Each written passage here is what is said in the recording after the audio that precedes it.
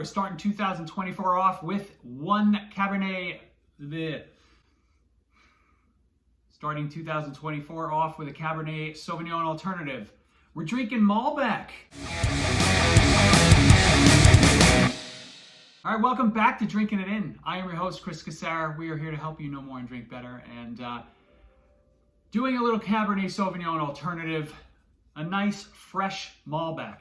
This is a 2022 Crios Malbec from Susana Balbo, excuse me. She's a bit of a, I would say, a very well-known producer in Argentina. This is a Mendoza Malbec, right? From the Valle de Uco. A really good region in, a sub-region in Mendoza in Argentina, right? For you to get real good quality at a pretty reasonable price. I like drinking Malbec, but I often forget about it.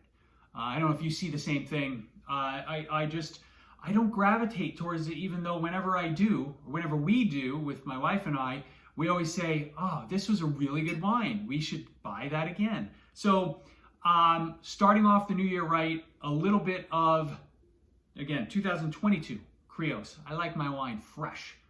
None of that old stuff. Your typical dark berries, very pure fruit. Like you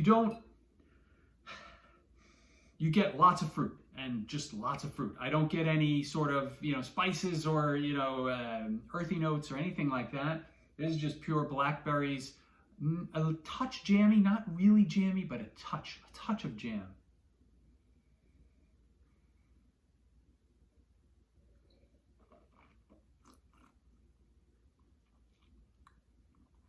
And, I think there's a little, I don't say graphite. Lots of berries, though. This is 14.5% alcohol, which is a big wine, but it doesn't feel like that on your palate. It comes across like a lot more effortless and almost more like, something that's in the 12s or low 13s. This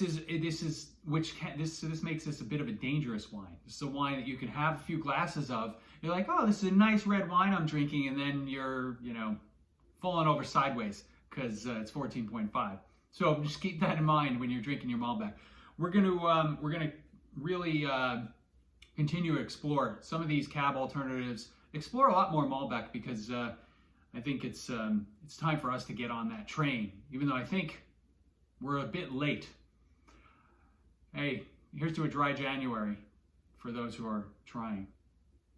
Cheers.